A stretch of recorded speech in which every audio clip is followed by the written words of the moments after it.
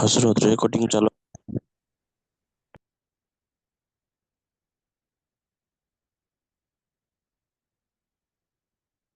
बिस्मिल्लाहिर रहमानिर रहीम। قال النبي صلى الله عليه وسلم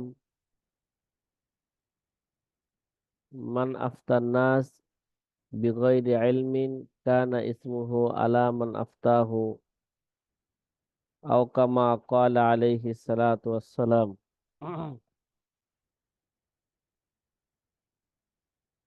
যে প্রিয় আজি ছাত্র ভাইরা, আলহামদুলিল্লাহ,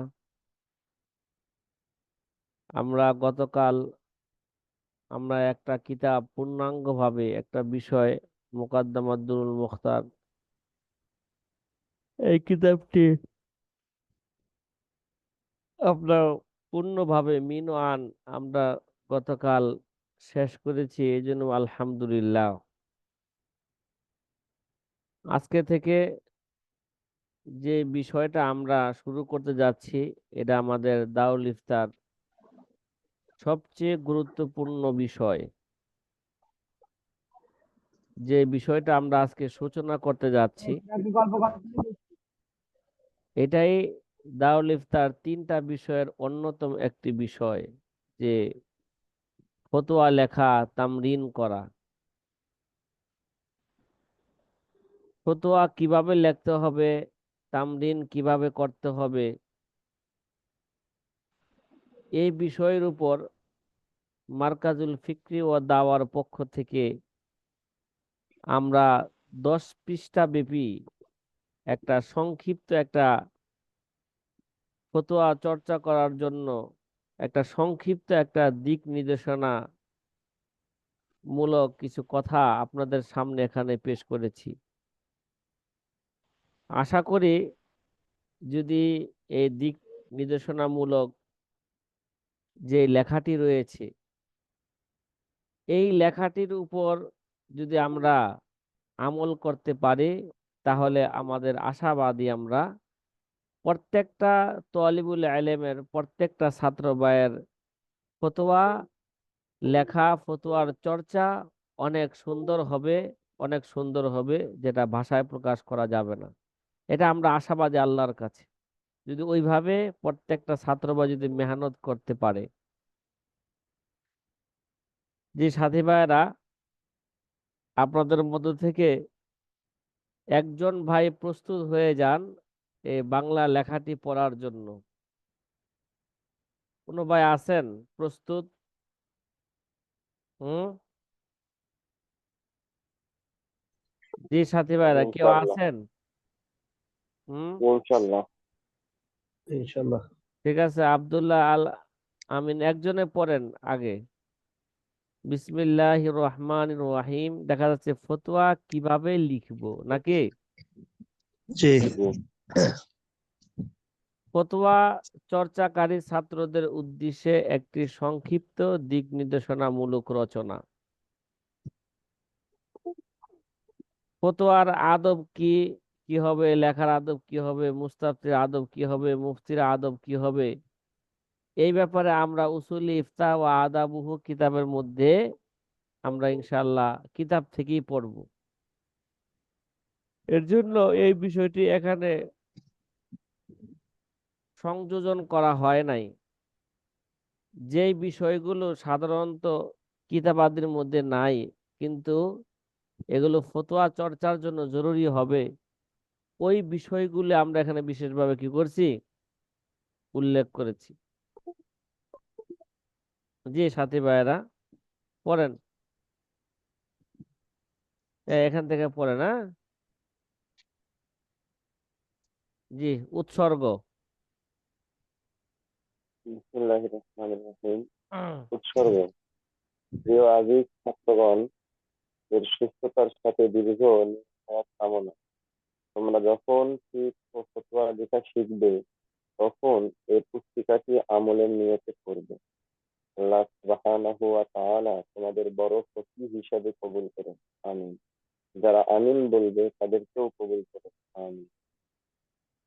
বিসমিল্লাহির রহমানির রহিম। শুরু কথা। যে আল্লাহর ভাই দয়া পড়তেছেন তার কথা কি আপনারা সবাই শুনতেছেন তার পড়াটা? একটু অস্পষ্ট মনে হচ্ছে, হ্যাঁ, একটু অস্পষ্ট মনে হচ্ছে। কিছু অস্পষ্ট অস্পষ্ট তো হওয়ার কথা না। হয়তো ভাই একটু জোরে বলেন, হ্যাঁ সমস্যা নেই, হ্যাঁ। বিসমিল্লাহির রহমানির রহিম। শুরু কথা। আল্লাহর দয়া ও করমে অধমের ফতোয়া চর্চা শুরু 2002 ইংরেজি থেকে Bashundhara Islamic research centre Gulshan, Dhaka এ ফতোয়া বিভাগে ভর্তি হওয়ার মাধ্যমে 2 বছরের মূল নিসাব সম্পন্ন করার পর আল্লাহর কৃপায় আরো 2 বছর উলুমুল হাদিস পড়ি। তারপর সাথে ফতোয়া চর্চার গভীর আত্মনিয়োগ করার সুযোগ পাই। এ 2 বছর একমাত্র প্রধান কাজ ছিল হাদিস ও ফতোয়া লেখার চর্চা। উস- জি, উস্তাদের কাছ থেকে যতটুকু বুঝতে পেরেছি, সঠিকভাবে ফতোয়া লেখা ফিকহ ও ফতোয়া শাস্ত্রের একটি গুরুত্বপূর্ণ বিষয়। সঠিকভাবে ফতোয়া লেখার জন্য ফতোয়া শুধু সঠিক ও শুদ্ধ হওয়াই যথেষ্ট নয়, বরং সেটা সঠিকভাবে লিখতেও হবে। ফতোয়া কথা লেখার একটি বুঝছেন? নিজস্ব ফতোয়া সঠিক ও শুদ্ধ হওয়াই যথেষ্ট নয়, শুধু মাসলাটা সঠিক বললেন কিন্তু সঠিকভাবে লিখতে পারলেন না, ঠিক আছে? তাইলে তো এটা কি হলো না, সুন্দর হবে না।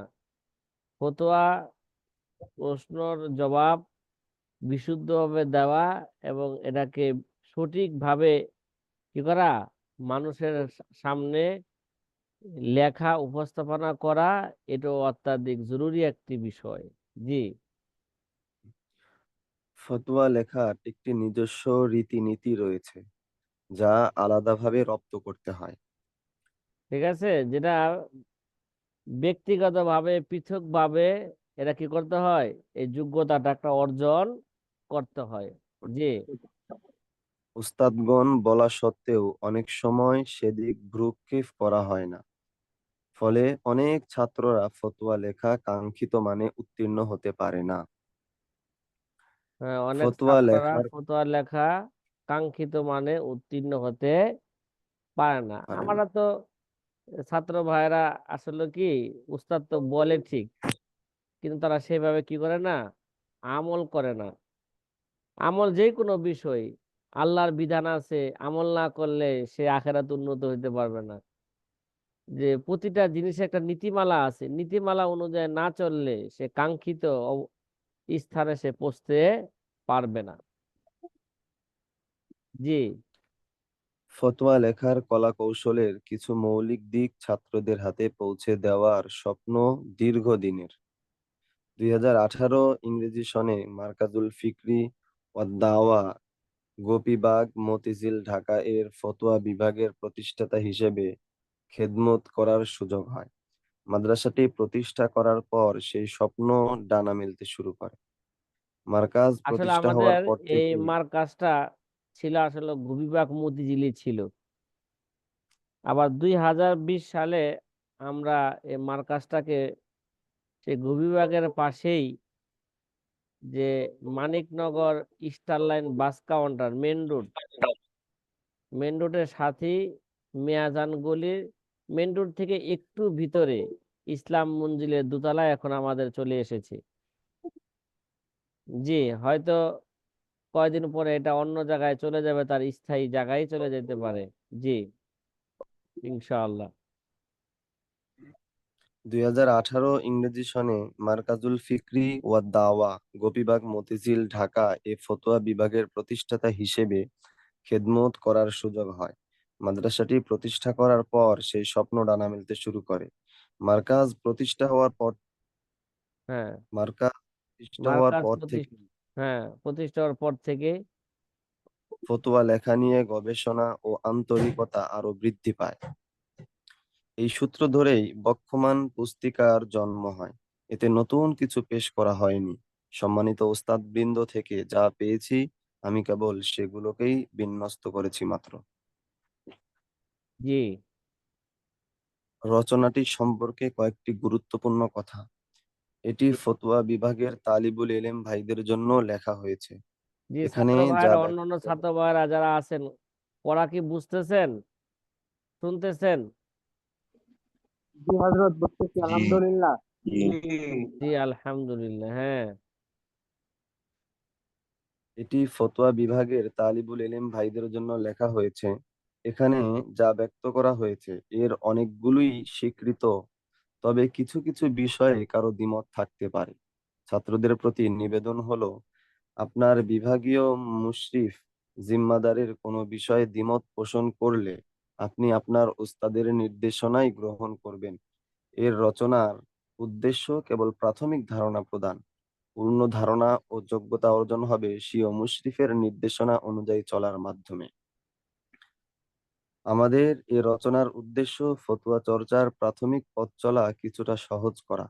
এখানে যা বলা হলো তা এই বিষয়ক আলোচনার তুলনায় খুবই সামান্য। যা লেখা হলো যা লেখা হয়নি পুরো বিষয়ে দক্ষতা অর্জনের জন্য যোগ্য মুশরিফের অধীনে দীর্ঘদিন নিরবিচ্ছিন্নভাবে ফতোয়া তামরিন ও অনুশীলনের কোনো বিকল্প নেই। আল্লাহ তাআলা একে কবুল করুন, আমিন। আমরা আজ ছাত্র ভাইয়েরা আমরা সরহ উপজেলা রসুল মুফতি কিতাব হয়তো 2-1 দিনের মধ্যেই শুরু করতে যাব, যে উসুল ইফতা ফতোয়ার নীতিমালা সম্পর্কে জামে এবং মানে কিতাব।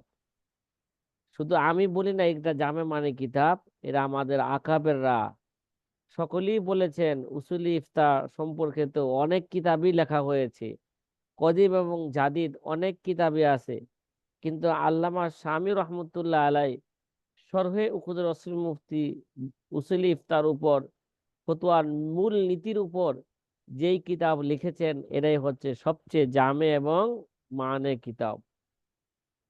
ওই কিতাবের মধ্যে একটা ফতোয়ার মূলনীতি উল্লেখ করেছেন,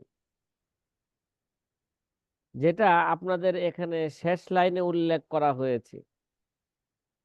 ফতোয়ার একটা মূলনীতি হলো এই: কোনো ছাত্র ভাই যদি আরবি ইবারত দেখে দেখে পড়তে পারে, বুঝতে পারে, ঠিক আছে, ফিকহের কিতাব পড়তে পারে, বুঝতে পারে, একা একাই সবকিছু বুঝতেছে, তাহলে সে কি ফতোয়া দিতে পারবে?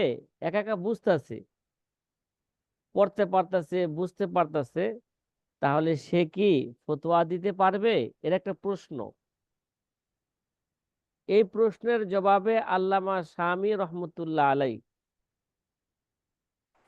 এই প্রশ্নের জবাবে তিনি বলেছেন, যতক্ষণ পর্যন্ত একটা ছাত্র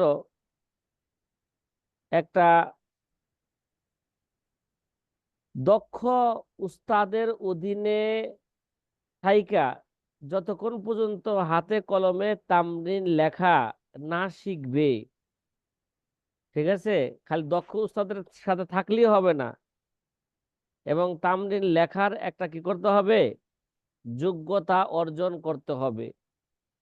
যোগ্যতা যদি দক্ষ উস্তাদের সোহবতে থাইকা যদি সে এই তামরিন করার উপর দক্ষতা অর্জন করতে পারে, ফতোয়া লেখার উপর দক্ষতা অর্জন করতে পারে, তখনই সে ফতোয়া দিতে পারবে, তখনই তার জন্য ফতোয়া দেওয়া কি হবে? জায়েজ হবে। এই দক্ষতা অর্জন করা ছাড়া কেউ যদি ফতোয়া লেখে এবং যদি ফতোয়ায় সঠিকও লেখে, তারপরও বলা হয়েছে রাষ্ট্রীয়, তার জন্য একটা রাষ্ট্রীয় আইন করা দরকার, যাতে করে এই ধরনের লোকদেরকে একটা শাস্তি প্রদান করা হয়। কি ভাই, ডাক্তার না হইয়া চিকিৎসা করা যেমন দেশের আইনগত এর অপরাধ। কি ভাই, দক্ষ ডাক্তার না হইয়া, কিরে, আপনি ঔষধ বিক্রেতা হইতে পারেন, কিরে ভাই, শুধু ঔষধ বিক্রি করতে পারেন, আপনার কাছে যে ওষুধ চাওয়া হবে সেটা বিক্রি করতে পারেন, কিন্তু আপনি তো চিকিৎসক নন, আপনি তো ডাক্তার নন। আপনি কিভাবে চিকিৎসা করলেন? যদি ওই চিকিৎসা যদি সঠিকও হয়, তারপর রাষ্ট্রীয় আইন অনুযায়ী এর অপরাধ। এটা কি? এটা অপরাধ। অপরাধ। তদ্রুপ ভাবে আল্লামা শামী রহমতুল্লাহ আলাই শরহে উকুদুর রসুল মুফতির মধ্যে লিখেছেন যে কেউ যদি দক্ষ উস্তাদের কাছে হ্যাঁ, লেখাপড়া না করে, তামরিন না করে, তার অধীনে তামরিন না কইরা সে যদি একা একাই কিতাব বুঝা বুঝা নিজে নিজে বুঝতে পারে যে ফতোয়া দেয়, তার জন্য এই ফতোয়া দেওয়া কি নাই, জায়েজ নাই। কথা কি ভাই বুঝা আসতেছে? হুম। এই জন্য এই শেষ লাইনটি আবারও পড়েন, যা লেখা হয়নি পুরো বিষয়ে যা দক্ষতা লেখা অর্জনের হয়নি জন্য যোগ্য মুশরিফের অধীনে দীর্ঘদিন নিরবিচ্ছিন্ন ভাবে ফতোয়া তামরিন, হ্যাঁ, অনুশীলনের কোনো বিকল্প নাই, বিকল্প নেই। আল্লাহ তাআলা একে কবুল করুন, আমিন। কথা কি ভাই বুঝা আসতেছে? কি বললাম? জি জি। জি হযরত, জি আলহামদুলিল্লাহ। আলহামদুলিল্লাহ। হ্যাঁ। হুম। মূল আলোচনা শুরু হতে যাচ্ছে, পড়েন এবার। বিসমিল্লাহির রহমানির রহিম। 1 নাম্বার, ফতোয়া লেখা একটি শিল্প ও বিশেষ শৈলী। প্রত্যেকটি কাজের নিজস্ব একটি শৈলী আছে। কাজটি সুচারুরূপে আঞ্জাম দেওয়ার কিছু নিয়ম কানুন থাকে। যেমন, একটি ইমারত তৈরি করতে চাইলে এর সুনির্দিষ্ট কিছু নিয়ম নীতি রয়েছে যা অনুসরণ করতে হয়। কি ভাই, এমনি একটা ভাবে ইমারত তৈরি করতে গেলে খালি দেখলেন যে রাজমিস্ত্রি কি করতেছে, যুগালুরা কি করতেছে, এরা খালি দেখলেন, দেখলেই কি আপনি একটা ইমারত, একটা বিল্ডিং একটা তৈরি করতে পারবেন? বলেন, বলেন না। যতক্ষণ না, পর্যন্ত একটা বিজ্ঞ রাজমিস্ত্রির অধীনে আপনি সময় না কাটাইবেন, কাজ না করবেন, ততক্ষণ পর্যন্ত আপনি একটা ইমারত কি করতে পারবেন না, তৈরি করতে তৈরি করতে পারবেন না। পারবো না। ওটার যেমন একটা নিয়ম নীতি আছে, প্রতিটা কাজেরও একটা কি আছে, নিয়ম নীতি আছে, তদ্রুপ ভাবে যে এই ফতোয়া, ফতোয়া তো কি আল্লাহ পাকের প্রতিনিধিত্ব করা। এই ফতোয়াটা কি ভাই? ফতোয়া আল্লাহ তো পাকের আল্লাহ আল্লাহ দিয়েছেন, পাকের প্রতিনিধিত্ব করা। প্রতিনিধিত্ব করে। ফতোয়া তো আল্লাহ দিয়েছেন, ফতোয়া তো আল্লাহ রসুল দিয়েছেন। যে এই ফতোয়া তো আল্লাহ এবং আল্লাহ রসুলের প্রতিনিধিত্ব করা, তাহলে এই কাজটাকে এত সহজ ভাবে আমরা করতে পারি কিভাবে? এর জন্য নিশ্চয়ই কিছু কি আছে, নীতিমালা আছে। ওই নীতিমালা অনুযায়ী চললেই এই কাজটা কি হবে, সুন্দর হবে।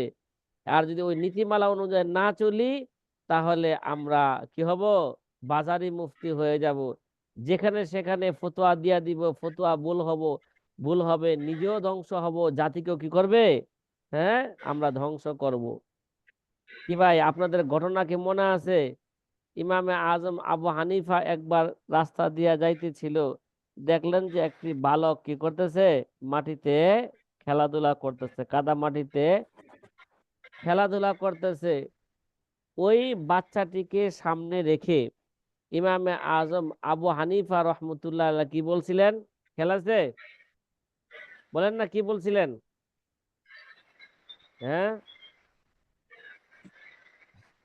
বলেন, কথা বলেন না। ওই অ্যাওয়ার্ডটা তো আপনাদেরকে কি বলছিলাম, মুখস্থ করতে বলছিলাম নাকি? হে বালক, তুমি কি কও, কি দেখো, তুমি সতর্ক হয়ে যাও। এই কাদা মাটিতে তুমি খেলাধুলা করলে, হ্যাঁ, পরে তো তোমার হাত পাও ভেঙে যাওয়ার কি আছে, সম্ভাবনা আছে। তুমি সতর্ক হয়ে যাও, খেলা বন্ধ করো। তখন বালকটি কি জি। বলছিলেন? ইমামে আজম আবু হানিফা রহমতুল্লাহকে লক্ষ্য করে বালকটি কি বলছিলেন? বালকটি বলছিলেন, আনিহজির আনতা। হে ইমামে আজম আবু হানিফা রহমতুল্লাহ আলাই, আপনি সতর্ক হন। কি হন? আপনি সতর্ক হন। কারণ আমি যদি আমি যদি এই কাদামাটিতে খেলাধুলা কইরা যদি পড়ে যায়, হয়তো বেশি থেকে বেশি কি হবে, আমার হাত পাও ভাঙবে, এটাই তো ভাই, আমার হাত পাও ভাঙবে। এটা ব্যক্তিগত ভাবে এটা আমার কি হবে, আমার ক্ষতি হবে। আর আপনি হচ্ছেন ইমামে আজম, ইমামুল মুসলিমিন, ইমামুল আইম্মা, ইমামুল আইম্মা। আপনি না, বেশি সতর্ক হন। আপনি যদি কি হয়ে যান, এই ফতোয়া লিখতে, ফতোয়া দিতে যদি আপনি ভুল করেন, আপনি যদি পদস্খলন হয়ে যান, পুরা জাতি পদস্খলন হয়ে যাবে। কি হয়ে যাবে? পুরা জাতি পদস্খলন হয়ে যাবে। সুতরাং আমাদের জন্য উচিত হবে যে আমরা যেখানে সেখানে না বুঝাই কলম ধরবো না, না বুঝাই জবান চালাবো না। আগে সঠিকটা বুঝবো, জানবো, তারপরে কিভাবে এই ফতোয়া সুন্দরভাবে লিখতে হবে তার নিয়ম কানুন সবকিছু জেনে তারপর ফতোয়া লিখবো, ফতোয়া দিব। কথা কি ভাই বুঝা আসতেছে? জি আলহামদুলিল্লাহ। হ্যাঁ, জি আলহামদুলিল্লাহ। জি আলহামদুলিল্লাহ, ঠিক আছে ইনশাআল্লাহ। তাহলে এবার চলি আমরা। তেমনি ভাবে আদর্শিক পন্থায় ফতোয়া লেখা ও চর্চারও রয়েছে নিজস্ব কিছু নিয়ম নীতি।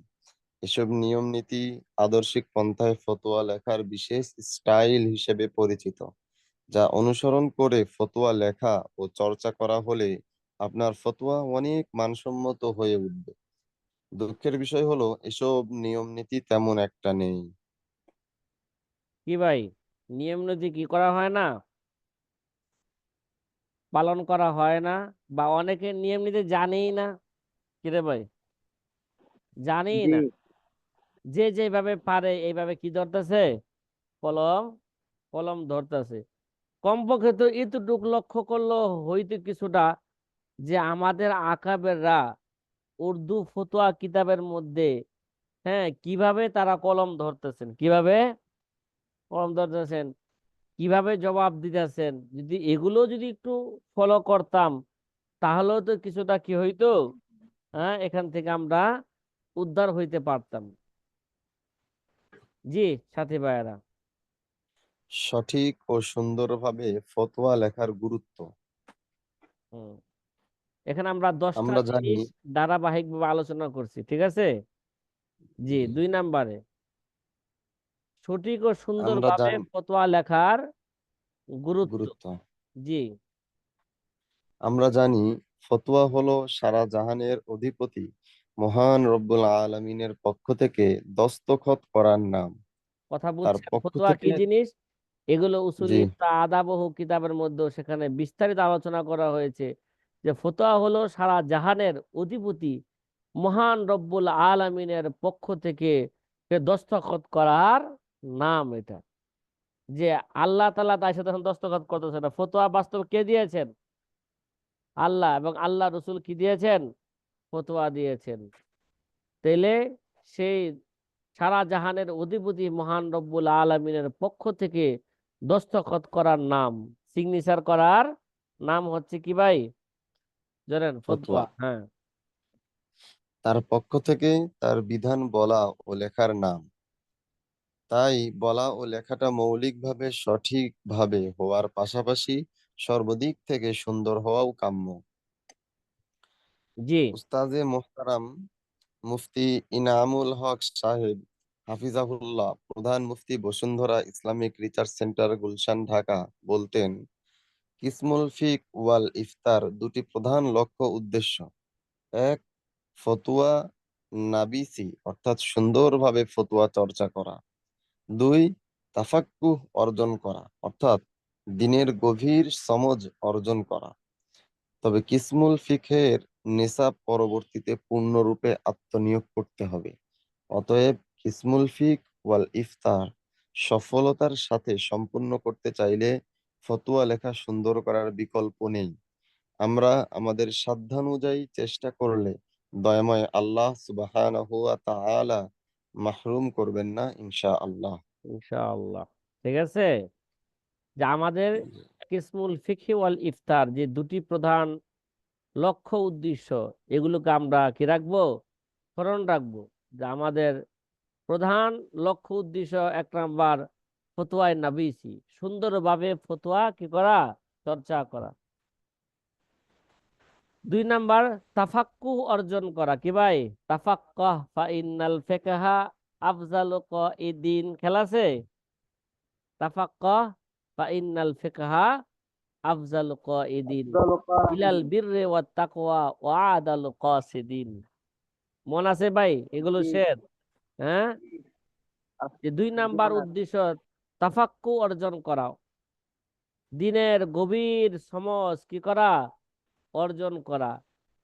গভীর সমঝ অর্জন করতে হইলে ফকির না হইতে পারলো, মুস্তাহিদ না হইতে পারলো, মুস্তাহিদের কাছাকাছি চলে যাওয়া যাবে। ঠিক আছে? জি। 3 নাম্বার, ফতোয়া লেখার 10টি প্রয়োজনীয় সরঞ্জাম যা না হলেই নয়। এই ভাই, এক ফতোয়া লেখার আগে দেখেন না আমাদের দেশে বন্ড লোকেরও তাবিজ লেখে, আবার কিছু ভালো লোকেরও কি লেখে, তাবিজ লেখে। আসলে আমাদের দেশে যেই কোয়ালিটির তাবিজ লেখালেখি হয়, ভালো লোকেই লেখুক আর খারাপ লোকেই লেখুক, কি তেমন একটা কি নয়, সুবিধাজনক নয়। ঠিক আছে?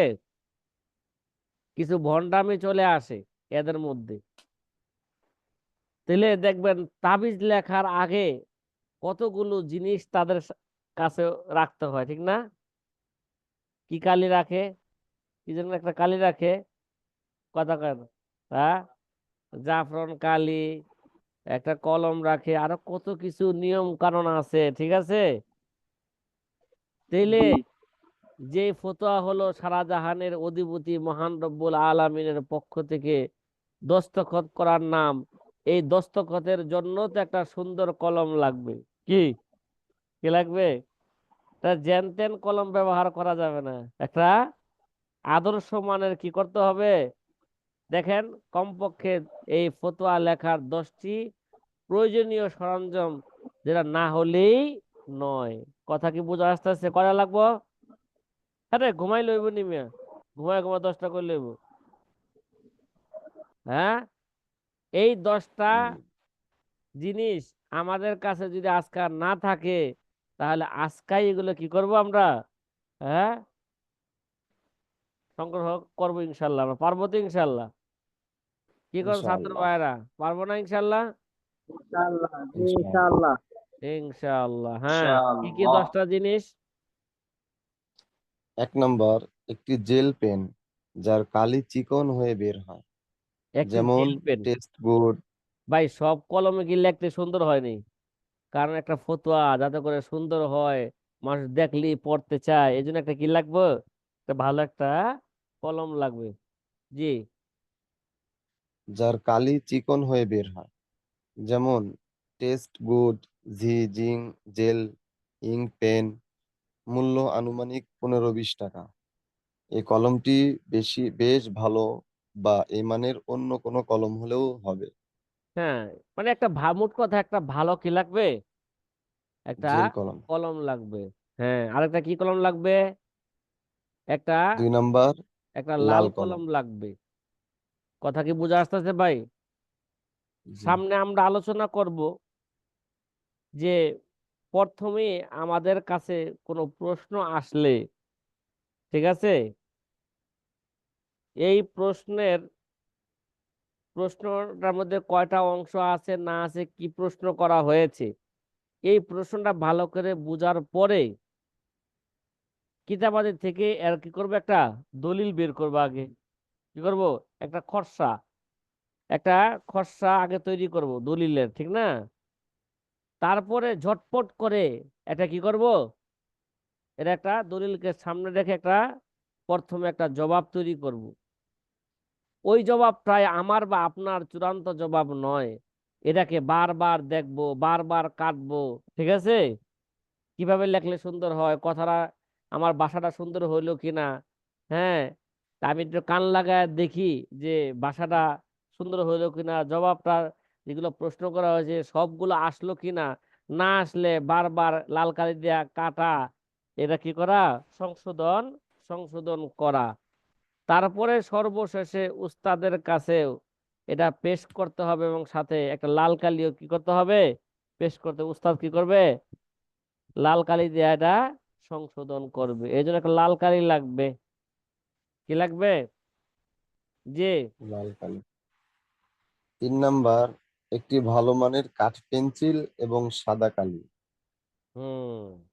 4 নাম্বার একটা ভালো পেন্সিলের মানের কি লেখা লাগবে, একটা কাঠ কাঠ পেন্সিল লাগবে পেন্সিল। নাকি? জি, তা কাঠ পেন্সিলটা কি করব? হ্যাঁ, কি রে ভাই বলেন না। কাঠ পেন্সিল যা আপনি বললেই ভালো হয়। প্রথমে আমরা মনে করেন আগে কাঠ পেন্সিল দিয়ে লিখবো জবাবটা, ঠিক আছে? নিজেদের এরকম খসড়ার মধ্যে, যাতে করে, ঠিক আছে, এটাকে কি করা যায়, আবার রাবার দিয়া মুছা যায়। সাদা কালিও লাগবো কেন, অনেক সময় দেখা যায় যে চূড়ান্ত জায়গায় লিখতে গেলে কি হয়ে যায়, ভুল হইতে পারে। উস্তাদের সামনে কোনো ভুল হয়ে আগে লেখা গেলে, ভুল হয়ে গেলে সেটাকে সাদা কালি মাইরা সংশোধন করে নেওয়া।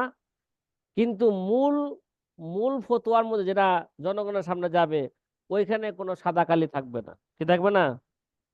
ওইখানে আর কোনো ওইখানে কোনো ধরনের ভুল করা যাবে না। এই জন্য বারবার আগে থেকে কি করে নিবে, এগুলা সংশোধন করে নিতে হবে। যে 5 number pencil cutter. 6 number A4 size sheet, 4 number কি ওজন ছিল? অন্তত। পেন্সিলের লেখা মুছার একটি রাবার নাকি? 4 নাম্বার জি। পেন্সিল কার্ডার। জি। 6 নাম্বার A4 সাইজ শিট, ওজন অন্তত 70-80 গ্রাম। গ্রাম। অনেকগুলো লাগবে, এতে ফতোয়া চূড়ান্ত ভাবে তাবিজ করা হবে। হ্যাঁ, A4 সাইজের একটা শিট। এটা গত বছর আমাদের মার্কাজের ছাত্ররা কি করছিল, একটা অনেকগুলো তারা ছাপাই নিছিল, তৈরি কইরা ছাপাই নিছিল। তাহলে আমরাও এই গত বছর কিভাবে করা হয়েছে সেগুলো খুঁজে বাই কইরা আমরা দেখবো এগুলো, ঠিক আছে? প্রয়োজনে আমরা সম্মিলিত ভাবে খাতা কি নিব, ওইভাবে আমরা ছাপাই নিব। কথা কি বোঝা আসতেছে? যেখানে আমরা চূড়ান্ত ফতোয়া কি করব, চূড়ান্ত ভাবে তাবিজ করব, চূড়ান্ত ভাবে ফতোয়ার লেখার পান্ডুলিপি কি করব, আমরা তৈরি করব।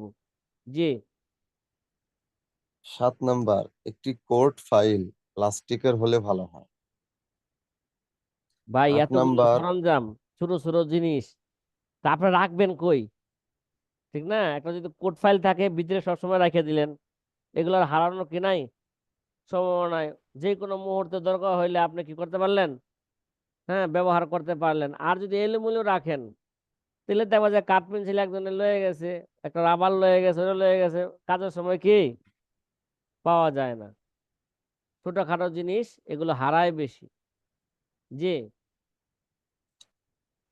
8 নাম্বার কলম পেন্সিল রাখার জন্য একটি ছোট হ্যান্ড ব্যাগ। একটা হ্যান্ড ব্যাগ বা ওই যে বক্স আছে না কলম রাখার, কথা বলেন না, জি। হ্যাঁ, হ্যান্ড ব্যাগের পরিবর্তে একটা হ্যান্ড বক্স আছে, সেটা আমরা কি করতে পারি, যেগুলা বাচ্চাদের বাচ্চাদের স্কুলে বেশি ব্যবহার করে, এরকম হইলেও চলবে, ঠিক আছে? জি। 9 নাম্বার উস্তাদকে ফতোয়া দেখানোর জন্য বাংলা রোল করা ভালো মানের একটি খাতা। রুল করা ভালো মনে একটা কি খাতা থাকবে। খাতা। জি।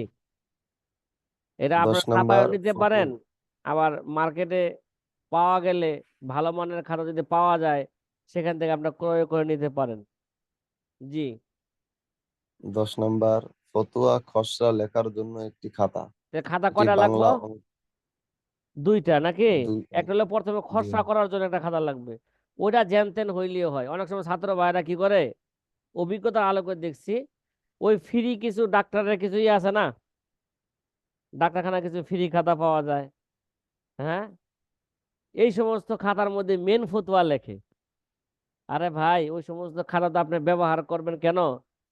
আপনি খসড়ার জন্য ব্যবহার করেন, খসড়া তৈরি করার জন্য যে কোনো খাতা ব্যবহার করেন, কিন্তু উস্তাদকে দেখানোর জন্য বা ফতোয়াকে তাবিজ করার জন্য, চূড়ান্ত ভাবে লেখার জন্য একটা হ্যাঁ, সকলের সকল ছাত্র ভাইদের একটা নির্দিষ্ট একই ধরনের কি থাকা লাগবে, খাতা থাকা লাগবে। কথা কি বোঝা আসতেছে? জি। এটি বাংলা অঙ্ক যে কোনো একটা হতে পারে। ঠিক আছে, এই জন্য আপনাদের একটা পরামর্শ দেয়, যারা অনলাইন আছেন অফলাইন আছেন, তারা সকলে মিলেই এক ধরনের ফতোয়া লেখার জন্য এক ধরনের খাতা কি করবেন, ব্যবহার করলে এটা কি হয়, এটা ভালো হয়। দেখা যায় ফতোয়া ছাত্ররা দেখাইতেছে এক একজন এক এক কাগজের লেখা, কেউ দেখা যায় টুকানো কাগজ একটা পাইছে রাস্তায় পড়ে আছে, ওটার মধ্যে লেখা হ্যাঁ পাঠিয়ে দিছে। এবার কথা কি বুঝতেছেন? হ্যাঁ, জি জি। হুজুর, 6 নাম্বারটা একটু বুঝাই দিলে আবার ভালো করে খুবই উপকৃত হতাম। হ্যাঁ, আচ্ছা, 6 নাম্বারটা হচ্ছে A4 সাইজের শিট, ঠিক আছে, যার ওজন ওজন দেখা যায় এক পিসের ওজন দেখা যায় সেটা কি অন্তত ওজন তার কি হয় 70-80 গ্রামের হয়। এই 70-80 গ্রামের কাগজ আছে না, 120 কি এরকম কাগজ একটা আছে না, ওজন একটা মাপ আছে না। জি তাহলে এগুলো কইছে অনেকগুলো লাগবে, কারণ অনেকগুলো লাগবে গেলে ফতোয়া তো অনেক লিখতে হইব। কি রে ভাই, জি ফতোয়া তো কি লিখতে হবে, ওই যে মিনিমাম 100 ফতোয়া লিখতে হইব, ঠিক আছে, তাহলে তো অনেক লাগবে না। যদি জি সকল ছাত্র ভাইরা একসাথে, হ্যাঁ, আমরা একটা খাতা তৈরি করছিলাম না, ওইটা আপনাদেরকে দিব আমরা, প্রয়োজনে মার্কাজের পক্ষ থেকে একটা খাতার সাইজ বানায় দিব, ওই অনুযায়ী আপনারা কি করে নেবেন, হয়তো ব্যক্তিগত উদ্যোগে হইতে পারে বা সমষ্টিগত ভাবে উদ্যোগে আপনারা কি করতে ছাপাই নিতে পারেন, ঠিক আছে। ওইটার মধ্যে আপনার চূড়ান্ত ভাবে ফতোয়া, চূড়ান্ত ভাবে আপনি কি লিখবেন, চূড়ান্ত পাণ্ডুলিপি ফতোয়া লিখবেন, ওইটার এক কপি আপনার কাছেও রাখবেন ফটোকপি করে, মূল কপি মার্কাজে কি দিবেন, জমা দিবেন। কথা কি বোঝা আসতেছে? জি জি। মোটামুটি উক্ত সরঞ্জাম সমূহ না হলেই নয়। ভাই এগুলো একটা ফতোয়া সুন্দর করতে হইলে এই সমস্ত আলাগুলো আপনার সামনে রাখতে হবে, ঠিক আছে, এগুলো থাকতে হবে, নইলে তো যেন তেন লেখা হইব, যেন তেন কাগজ হইব, ই হইব, এরা কোনো কি থাকবে না, ভ্যালু থাকবে না, মূল্য থাকবে না। এই জন্য ফতোয়া যেমন আল্লাহ পাকের পক্ষ থেকে কি দস্তখতের নাম, এটা কোনো সাধারণ বিষয় নয়। এই জন্য এটার জন্য আলাদা কি থাকবে, কিছু নিয়ম নীতি অবশ্যই থাকবে। যদি স্কুল কলেজের মধ্যে দেখা যায়, স্কুলের একটা দেখা যায় ওই কি নার্সারি, তারপরে কি এই প্লে, এই সমস্ত বাচ্চাদের জন্য কত নিয়ম কানুন থাকে, ঠিক না, তাইলে ফতোয়া লেখার জন্য একটা নিয়ম কানুন থাকবে না, সরঞ্জাম থাকবে না, কথা বলেন না।